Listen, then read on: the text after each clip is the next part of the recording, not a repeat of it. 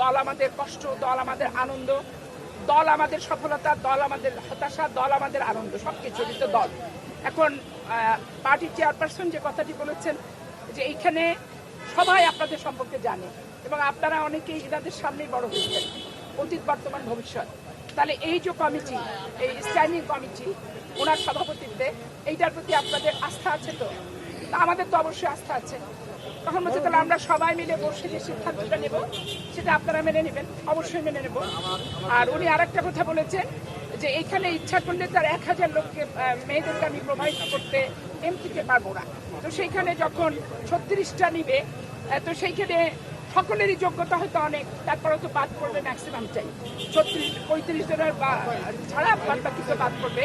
এইটা নিয়ে আবার মনে করেন না যে দল থেকে বাদ হয়ে গেলাম, এটা হলো সেটা হলো, মন খারাপ করবেন না, কষ্ট পাবেন না, এই কথাটা বলেছে। তো সেই ক্ষেত্রে আমরা সবাই একমত পোষণ করেছি।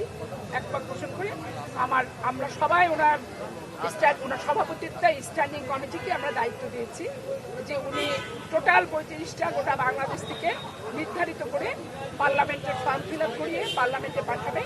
যাকেই পাঠাকুনি আমরা ধরে নেব নারী সমাজের প্রতিনিধিত্ব তারা করছে এবং পার্লামেন্টের এই যে চুলকানি একটা বিরোধী দল, তাদেরকে মোকাবেলা করা যাতে সম্ভবপর হয়, ছেলেদের পাশাপাশি নারী এমপিদের, এই আমার প্রত্যাশা এটাই থাকবে।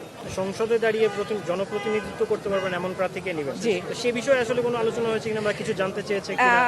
সেই বিষয়ে আসলে স্পেসিফিক্যালি আমার আগে যারা হয়তোবা গিয়েছে আমি শুনেছি তাদের 1 মিনিট করে সময় দেওয়া হয়েছিল, তারা বলেছিলেন।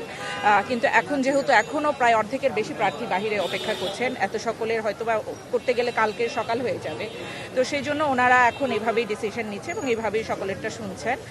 হ্যাঁ, অবশ্যই এটাও একটা অন্যতম একটা ক্রাইটেরিয়া যে সংসদে যারা জনপ্রতিনিধিদের হয়ে কথা বলতে পারবে। আসলে আমরা তো জনগণের টাকাতেই সেখানে যেয়ে বসবো, আমরা দল করি সেটা আলাদা হিসাব, কিন্তু যখন আমরা সংসদে যেয়ে বসবো তখন তো আমাদের মানুষের কথাগুলো বলতে হবে, কে কথা বলতে পারবে সেইটাও ওনারা অবশ্যই বিবেচনাতে রাখবে।